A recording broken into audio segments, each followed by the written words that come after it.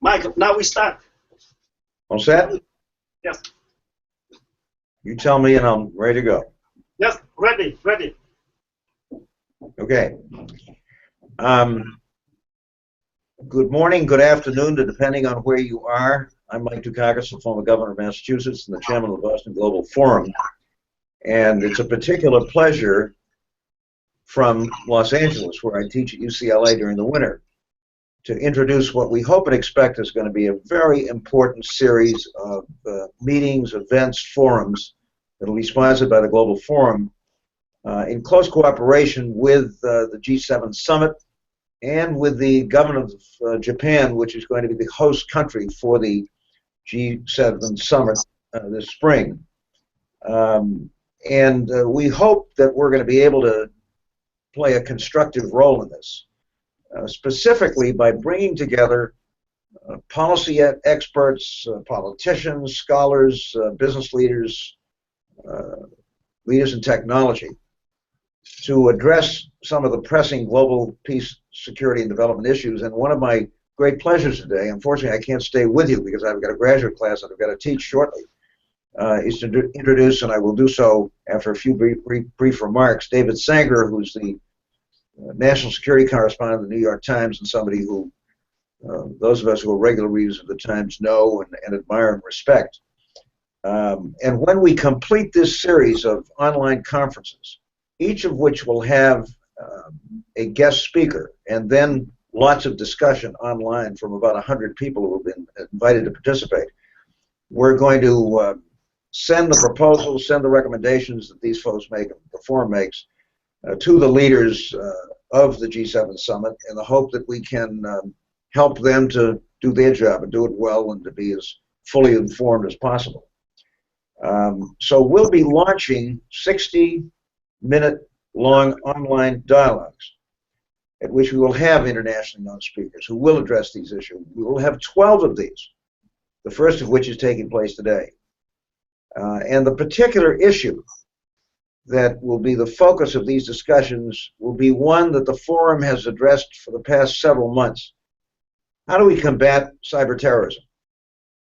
After the formal sessions that we have, discussants will continue the conversations. They send questions and opinions to each other by email. Members of the Boston Global Forum Special Editorial Board will gather their insights and then send them to the speaker. And a final conference in this series of conferences will be held on May 9th at the Harvard University Faculty Club, which will summarize these ideas, report them to national leaders, meeting soon thereafter in Japan. So we hope we can play a really constructive role in the lead-in and the lead-up to the G7 Summit in Japan. And we're going to try to raise important questions. What are the challenges and threats of cyber terrorism? What countries, organizations, and groups are the most dangerous and threaten us with cyber terrorism? What are the challenges in the technology, and what roles do government, business, civil society of these G7 nations have, and what role should they play in dealing and solving these challenges and these threats? So we want to be a constructive force. We hope we will be. And we're very pleased today to have as our lead resource person, if you will, David Sanger. Those of you who are regular readers of the New York Times, as I am, will recognize his name immediately. He's, again, the national security correspondent of the Times, has reported at great length on important issues of foreign policy, national security. And David, it's just a real pleasure to have you with us and to welcome you back to another session of the Boston Global Forum. It's been a pleasure to have you, and you're the lead guy on this, so we're expecting great things from you. So take it away. Well, thank you, Governor, and appreciate the introduction. It's great to be back at the Boston Global Forum. I envy the fact that you are doing this from sunny California while we are doing this from cold and rainy Cambridge, but that's just part of the deal. You've got a lucky it's a burden, but somebody's got to do it. That's right, and you've got a lucky group of students that have you as a teacher out there for the semester. The title of this talk, as I do my work on cyber, and I try to specialize in a lot of cyber issues while covering the gamut of national security issues, is short of war, how to handle state-sponsored cyber attacks. And the phrase short of war is being used for a very deliberate purpose. We're in an era right now when no major power, not China, not Russia, not Iran, even a minor power like North Korea, want to take on the United States or its allies directly.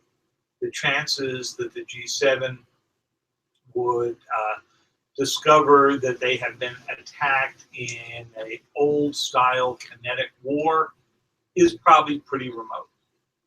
But cyber does something different. It enables countries to launch an attack that is deniable, easy to hide, might be conducted by some kind of third party who's acting on behalf, whether it's a Russian patriotic hacker or a Chinese member of the PLA who's acting as a freelancer at night, or an Iranian citizen who's operating with the approval of the Iranian government. And the attacks can be dialed up and dialed down, which means that they can stay below the threshold at which the United States or its allies might threaten real retaliation. And that's significant because it means this weapon is much easier to use than, say, a cruise missile, or a drone, or, say, a nuclear weapon. It's inexpensive. You don't need to be on a country's territory to launch it. It's so easy to use, it's almost irresistible. Now, how long have we been aware of this threat? Let me ask you, trying to just move on to the first big slide here. And in 2007, the Bush administration went out and gave its national threat assessment to Congress, something that's done each and every year. And when they did their threat assessment in 2007, it had a very typical line in it, which was terrorism remains the preeminent threat to the homeland. If you stop most Americans today, they'd probably say the same thing. Cyber attacks in 2007, a mere 9 years ago, did not even make the list. Now, if you flash forward to the next slide and go to the question of what else happened that week, you'll see that that same week the threat assessment came out, Steve Jobs showed up in San Francisco and introduced the iPhone.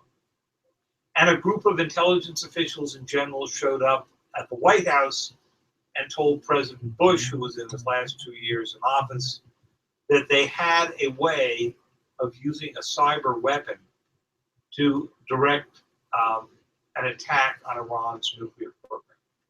So those two things were happening at the same time. We go to the next slide. If this story seems familiar, a new weapon that comes into place, but you're not really aware of what causes it, well, just look at this picture, which shows you Orville and Wilbur Wright showing one of their first airplanes to a group of generals on a field in College Park, Maryland, where the University of Maryland is today. And Orville and Wilbur flew this plane around to convince the then War Department that there was a military utility for the airplane. And the generals looked at it and they said, well, we can imagine using this to run out over front lines and see where our enemy troops are, but I can't imagine much other use for it. Well, within 10 years, they were using it as a fighter in World War I. Within 30 years, the atomic bomb was dropped from an airplane. In cyber, we're somewhere in that spectrum. After Orville and Wilbur showed the plane, but long before it was used to drop an atomic bomb. It clearly can be used as a weapon as well as a form of surveillance. But we know as little now about how that weapon will be used as the generals standing out in the field that day looking at this biplane knew about the future of the airplane. Go on to the next slide. Today, we regard cyber in that same threat assessment report as the #1 threat in the United States. Cyber attacks in the U.S. have soared in scale, sophistication, and severity of impact, the last threat assessment said. But General Clapper, who's the head of the Director of National Intelligence, said, while we might well have to be prepared for a massive attack, say an attack on the power grid or the communications network, it's more likely that there's another scenario, a more subtle use of cyber. If you go to the next slide, think about what that could be. Manipulated or corrupted data. Maybe somebody changes targeting data so that a military unit attacks a hospital instead of a military base. Sends out misinformation or gives misbehaving information to physical infrastructure. Rather than make the power grid blow up, supposing you just put power surges through the system to destroy other equipment around the world. You could send out a false indicator that the water in a reservoir is poisoned, for example, when it's not.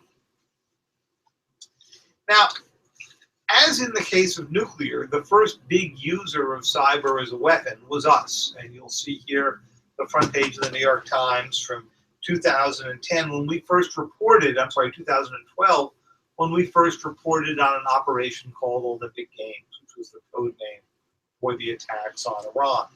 And the attacks were based on attacking those centrifuges that you see in the far right photograph, speeding them up and slowing them down until they blew up. It was a remarkable attack because it was the first time that people had really used computers for a sophisticated military operation that had the effects that you would get only from sending in a saboteur or dropping a bomb. Now, at the time that we wrote about Olympic Games, and I ask you to go to the next slide, and that's just fine, we did not have another example of a sophisticated cyber attack directed at the United States or anybody else. In the 3.5 years since we first published that story, we've had a raft of them. The list is too long to sort of reproduce here in the time we have, but what's important to know is that not all cyber attacks are the same. They vary in type and they vary in motive. So if you go on to the next slide, you'll see some are for espionage. I think there you go. Some are for the manipulation of data, as we described, and some are for destructive purposes, like Olympic Games. Go on to the next slide, if you could. And you'll see that the kind of attacks have actually not only evolved, but grown significantly in their sophistication. The most common are for espionage and intellectual property theft. That's something the Chinese do a lot of. Far less common are those with clear military effects, like Stuxnet. Although the US and China and Russia are all investing billions of dollars in supplementing their traditional military capabilities with cyber capabilities. And you're beginning to see the rise of attacks that are politically motivated, tied to an event, a confrontation. The attacker might not, in this case, want to remain anonymous. So let's go take a look at what kind of attacks fit into these three different categories. So the attacks aimed at infrastructure include Stuxnet. That was the attack on the Iranian facilities. That was a set of codes used in Olympic Games. There was the German steel mill last year, which was destroyed or largely shut down by a cyber attack of unknown origin. Just this past Christmas time, there was an attack on the Ukrainian power grid. It may have been mostly for political purposes, if you believe that Russians conducted it to show the Ukrainians that at any time they could turn off their power. And in fact, if you go to this next slide, you see that political messaging can be a very big element of this. The attack on Sony Pictures Entertainment last year was a good example of that. An attack that destroyed 30,000 computers, but about 70% of Sony's computing power at Sony Pictures Entertainment. Saudi Aramco suffered a loss of 30,000 computers when attacked by Iran a few years ago. The Sands Casino, owned by Sheldon Adelson, was attacked after Mr. Adelson had suggested that the U.S. could just drop a nuclear weapon in the Iranian desert. Now, there are other attacks that are aimed largely at espionage, and that includes the attacks on the State Department and the White House by Russia, the Unit 61398 attacks, that's a People's Liberation Army attack, which stole intellectual property and data from the United States, and the Chinese attack on the Office of Personnel Management. We'll come back to some of those. Now, many questions remain unanswered right now about what these attacks would prompt in the way of an American or other response. So first, you've got to solve the problem of attribution, figuring out where an attack came from. That's often not easy because it's fairly simple to hide where an attack originates. But if you do have the attribution solved, you then have to ask the question, what are the factors that make you decide whether to reveal publicly who the attacker was? What would you do to respond? Would you use diplomacy? Would you use sanctions? Would you use cyber kinetic responses? When's a cyber attack not a cyber attack? And we'll come back to that in just a moment. There have been some attacks that the Director of National Intelligence has suggested really are more like espionage and less like an attack. And what about when the United States might use its own offensive weapon? And we'll start with the Sony attack because it's sort of the best known. This is a poster you can see from the movie itself, a pretty terrible movie called The Interview. But what was fascinating about it was that the North Koreans decided to attack Sony in an effort to stop the movie from showing up. The movie, of course, was based on a fictional, crazy idea that two nutty sort of comedians who were sent out to interview Kim Jong-un actually try to assassinate him. But the Sony incident encapsulated a lot of the themes and some of the surprises of cyber conflict. Sony is a movie studio. It's not critical infrastructure. It's not an electric power grid. It's not a water supply. The objective here was not really theft, although they did steal some emails. It was really a political one, to try to suppress the distribution of a movie, a suppression of free speech. The code was incredibly destructive. As I said before, it wiped out 70% of Sony's computing power. And the hackers or someone working for them had enough cultural awareness to realize that if you released emails about stars and starlets, how much money studio executives made, well, that would probably be embarrassing to somebody. The government, the US government, decided fairly quickly to come out and name North Korea as a culprit. But that was a very big decision internally because the government was not willing to go reveal its sources on this. Ultimately, the New York Times did that for it. And you'll see here a story that we published when President Obama vowed a response to the cyber attack on Sony. And you should be up to that page at this point. That resulted in a big Situation Room debate that dealt with the question of whether or not by publicly announcing that North Korea was behind the attack, you could make the point to deter them in the future by showing them that you knew where they lived. Now, if you go on to the next slide, you'll see that the intelligence community was very reluctant to name the North because it would reveal some code name projects that they had to get up inside North Korea's computer systems. We've got here a little flash of a cable that was within the NSA revealed by Mr. Snowden that described this operation to get into Sony.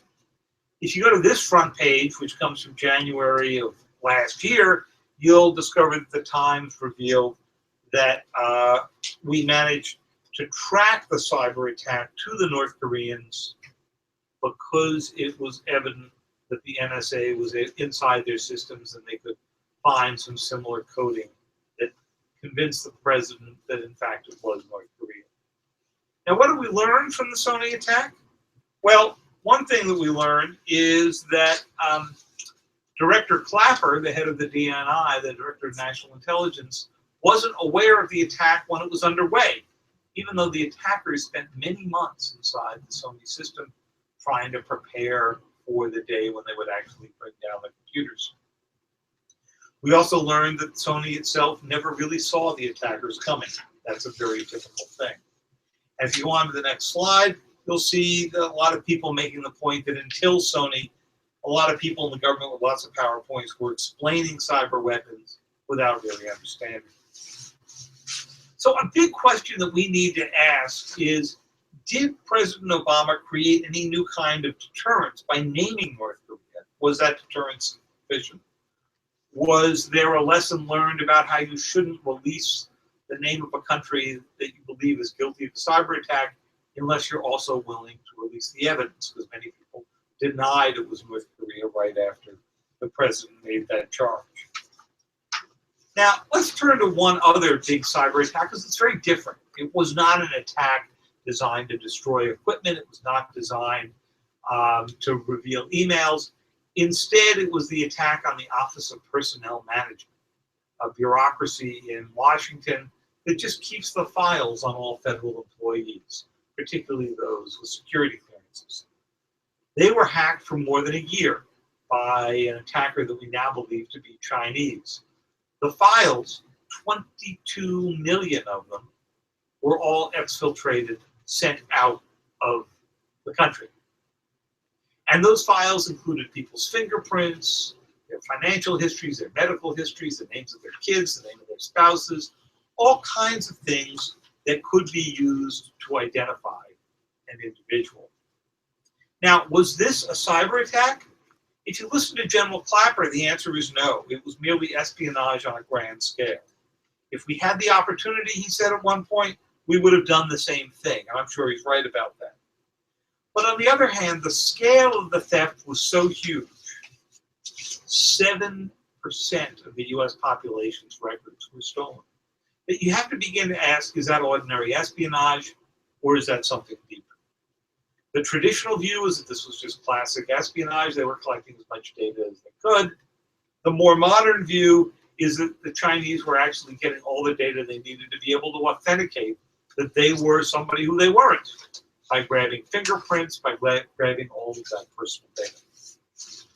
Now, the US did not name China, but they did tell the Chinese this had to change. And if you go on to a slide about the debate over retaliation, what you'll see is that there was consideration in Washington of going after the Chinese and show them that we couldn't do to them what they can do to us. In the end, that was rejected for fear that it would cause an escalation of events. So instead, the White House went ahead and negotiated out some norms of behavior with President Xi of China when he was in Washington last fall, agreeing that they would not, for example, steal to gain commercial advantage, steal intellectual property, and so forth. But that did nothing to stop the kind of spying that took place at OPM. So I think one of the big questions to ask here in conclusion is, in the last year, have we made progress on deterring attacks? The White House claims we have, that by indicting Chinese PLA hackers, by naming the North Koreans, taking other steps, they've raised the cost of conducting a cyber attack against the United States. Others disagree and say, you know, North Korea didn't pay much of a price, nor the Chinese, and the agreements that they reached for norms of behavior may well be violated. That gets to the sort of central core problem that the United States has. And a final thought here, there also is a problem about when the United States uses a cyber weapon itself. The US wants to maintain a presence in cyber networks around the world, but the minute you turn one of those to using it as a weapon, you reveal where you've been. And that creates a big tension within the US government between those who collect information and those who are operators who want to be out there. On the other hand, if you don't set up some of these norms, if you don't show that you're willing to retaliate, you're probably going to be subject to cyber attacks from a lot of countries around the world for a long time. And that doesn't even add in the terrorists and others like that. So I'll leave it there and be eager to take your questions. I thank you very much for having me, and look forward to our discussion.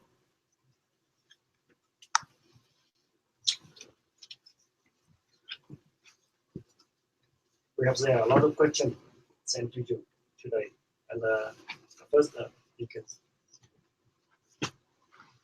question from Vietnam Net by Anh Thị Lan Nguyên, journalist from Vietnam. Yes. Well, the first question is, network security is a major topic at these conferences. What would the role of the G7 countries be on this issue? And the answer to that is, it's the G7 countries that are going to have to expand on these norms of behavior that were set with the Chinese. Begin to come up with a set of behavior that we consider to be acceptable and not acceptable, just the way we had to come up with rules about how we would use chemical weapons, biological weapons, drones, even nuclear weapons. It's much harder to do in the case of cyber because it's not just governments that control cyber weapons. Teenagers may, criminal groups may, and they all don't sign treaties. The second question from Robert Whitcomb. That question is, which nation is the worst cyber threat? Well, if you ask the Iranians, the answer is, we are, the United States. If you ask the United States, they'd probably say Russia is the most sophisticated. China is probably the most tenacious, doing the most theft. Iran is probably the one that worries them the most for its up-and-coming nature. And the North Koreans are the most unpredictable. That's the third question from also by Peter. And that question is, the internet has become a powerful tool for the Islamic State. Its network is very sophisticated and unpredictable. Is there a need for an international strategy for dealing with this threat? Absolutely. And that strategy has got 2 or 3 different components to it. One of them is going after the individual content so that use of these communications for recruitment is limited. And that's a very difficult thing to do, especially in the United States, because it raises all kinds of First Amendment issues.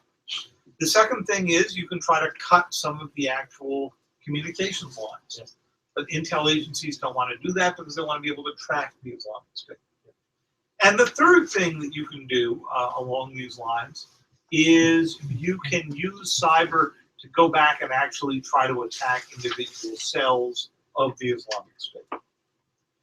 Yes.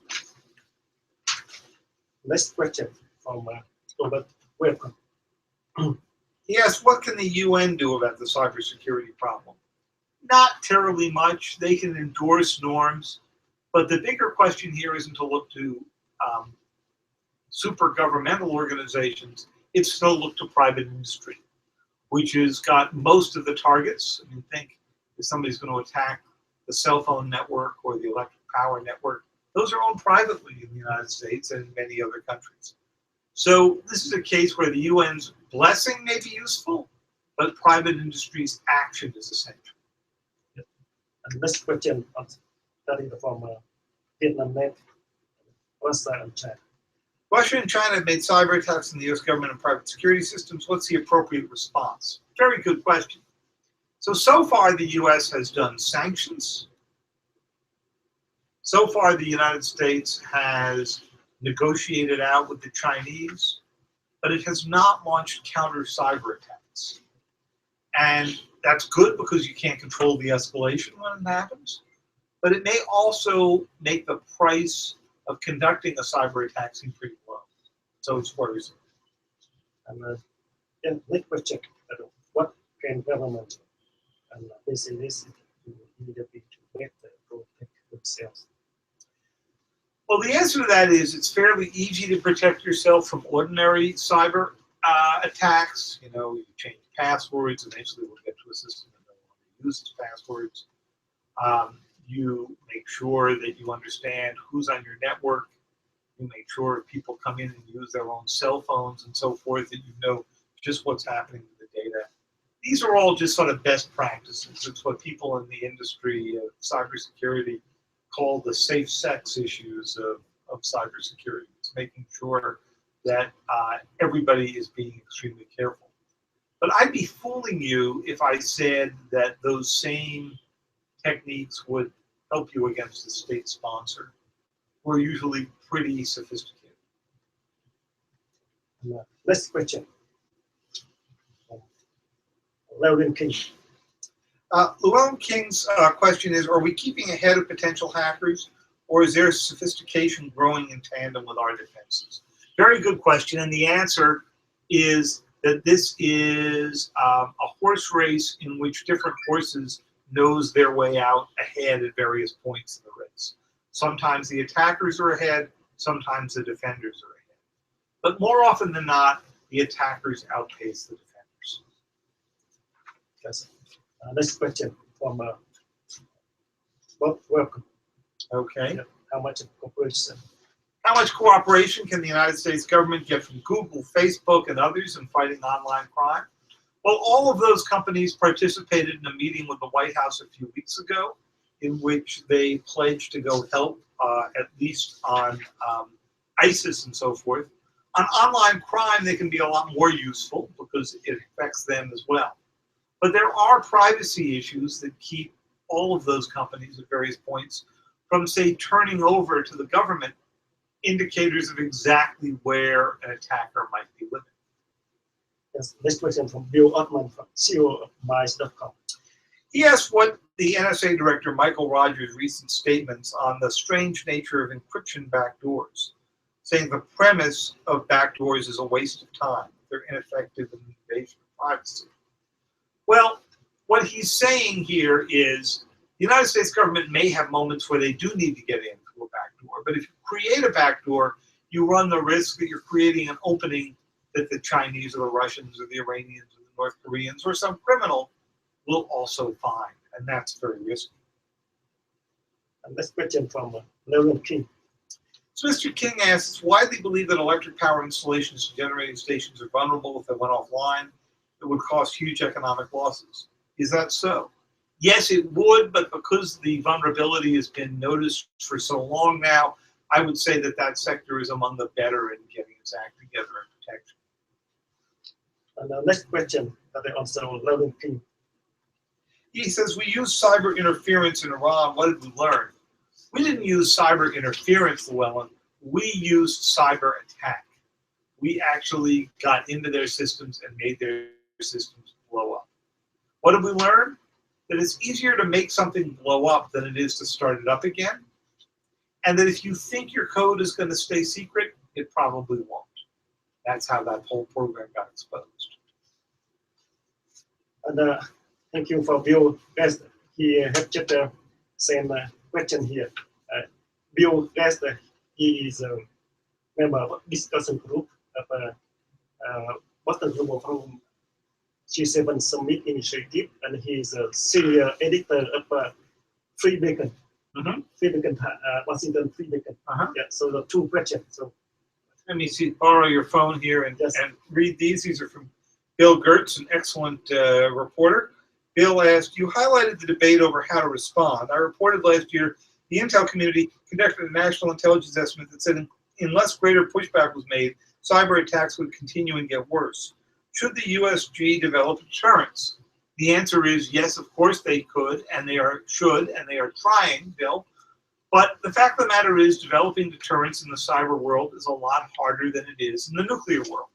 If you think about it, in the nuclear world, you could go into a big cave in Colorado and see a map up on the wall, and you could see if missiles were being launched against you from the Soviet Union.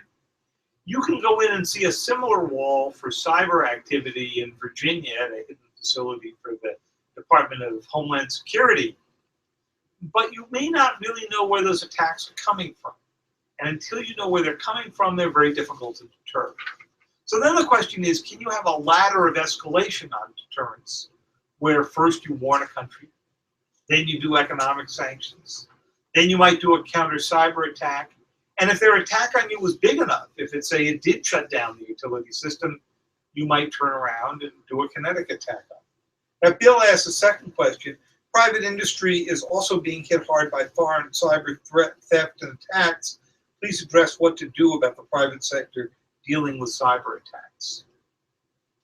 And the answer to that is that private industry can protect itself, but it usually cannot fight back. There are laws against what's called hacking back. So they have to have resilience and they have to have protection, and not in that order. That means they have to try to see an attack before it starts, but if it does start, you have to have enough depth that you can recover from it. Bill Ottman have just sent some question more that many never mind. Okay. Many government data centers and worker terminals are not properly secured. They lack tools like HTTPS, database encryption, or two-factor authentication, which is where we use your fingerprint or some question about your past to authorize. How can we create a unified set of security standards to be implemented across networks of the world? Well, part of the problem of having a unified set is that a unified set is very predictable, and somebody would only have to defeat one type and set of questions. So the internet was never built with security in mind. We're adding it on in layers here. But the most secure stuff gives you multi-factor authentication. Your fingerprint, your DNA, maybe your retinal read, something that makes it very clear to the system that it's you. And also come back with the Winterland Anh from Vietnam Net. She asked you, you think optimistic about cyberterrorism in 2016, or you think pessimistic in this year? Well, the question is, how optimistic am I about stopping cyber terrorism? A lot of what we've been discussing here today is not cyber terrorism, it's cyber theft, it's cyber attack. Terrorism would be if you held something hostage. So we said, if you don't pay me a big ransom, I won't turn your power back on. I'm not as worried about that in 2016. There's some risk of it, of course. But I am more worried about the manipulation of data and about old-fashioned cyber attacks. And that's why you're seeing more and more companies buy cyber insurance so that they can actually go invest in the tools they need to prevent cyber attacks. So you read about article of Joseph Nye yesterday. Yeah. So what do you think about? So yesterday we wrote about a report that came out from the Berkman Center for the Internet and Society here that dealt with the question of encryption. And it asked the question, is the FBI, are the intel agencies right in demanding that they have access to all encrypted communications?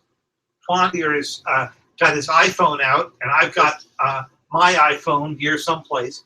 And if I sent an email now, or a text message, even better, to Tuan, my phone would be encrypting it, and his phone would be de-encrypting it, and neither of us would know what that code was. Now, let's say somebody wanted to get that information from Apple. And they went to Apple and they gave them a subpoena. And they said in that subpoena, turn over all of the communications between David and Tuan. Yes. Apple would only be able to turn over to them complete garbage. It'd only be able to turn over to them something that would essentially be unreadable. And in order to decrypt it, you'd have to have the code in my phone or the code in your phone. A lot of intelligence agencies are worried about that. They say, we can tap a telephone, we want to be able to get into these messages.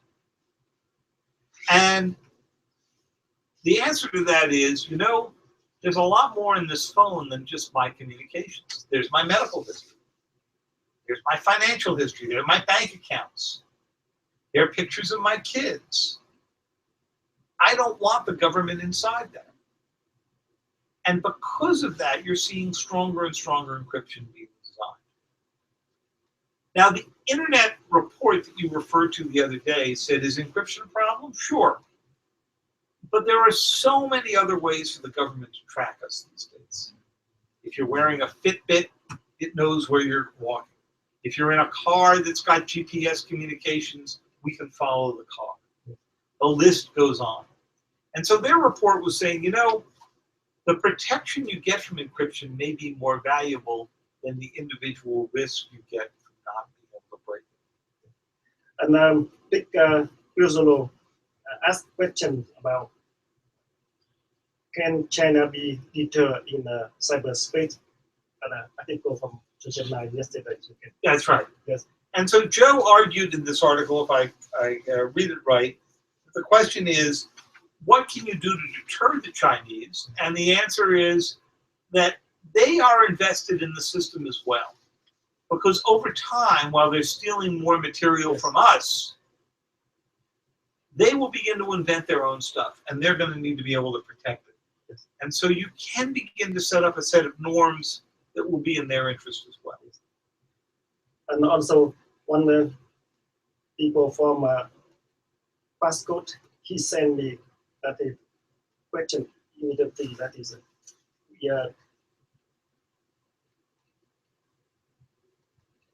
well, have a safe,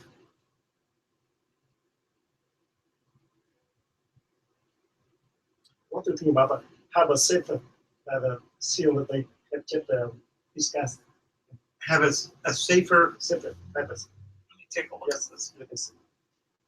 Oh, farewell. Oh, for safe harbor. Yeah. Okay. So this has to do with a dispute between Europe and the United States about who's protecting your data. If Google moves, say, all of Tuan's data from Vietnam or from someplace in France over to the United States. And so there had to be a series of agreements by the United States about what they would and would not look at within that data. And there's a lot of reason to question whether or not, if they were under great stress, terrorism case or something like that, the U.S. government would obey by those agreements, or whether they would actually just go in and grab whatever data they could. And that Boston Global Forum collaborate with the Japan government to host G7 country to develop initiative for to combating cyber terrorism. So, what is your advice and something consult advice for this initiative? Well, my first piece of advice is don't limit yourself by calling it cyber terrorism. Yes. Because there are such a range of cyber attacks, cyber espionage, cyber exploits, and cyber terrorism that if you limit yourself to terrorism, you're only attacking a small part of the problem. The second is think big. The internet, as I said before, was never designed for security. We may at some point have to redesign the internet from the bottom up in order to build true security into it. Redesign internet, yeah, and redesign the protocol for the communication from the very start. Yeah. Okay. So that means start again and think out box. That's right. Well, it's not only a clean out box, but it's starting thinking about structuring the internet entirely different. Look, it's expensive to do. Yes. But it was expensive to build U.S. highways. You know, Yes. when we first decided that the road network could no longer carry the kind of traffic. So if you join with this initiative, you think you can have some ideas to new design. Well, let's hope so. Yes. It's going to take a lot of smart people a long time. People who are a lot more technically adept at this time. And this year, also New York Times focus on this issue with the cyber attack. The Times devotes a lot of space to cyber issues. We cover it from Washington, we cover it from China, we cover it from Silicon Valley. It's a big story because it touches on everybody's lives. Yeah, thank you so much for your. Thank you. Thank you. And, Great to be with you, and good luck with your series. Yeah, thank you so much for your comment and contribution. Very exciting and very important first speaker and first series online dialogue. Thank you so much for joining us and also send question. I will see you on February 11 at 11 a.m. Boston time. Yes. February 11 and at 11 a.m. Thank you so much. With at that time, we will talk with Rosa Senior. Yes. Thank you. Thank you.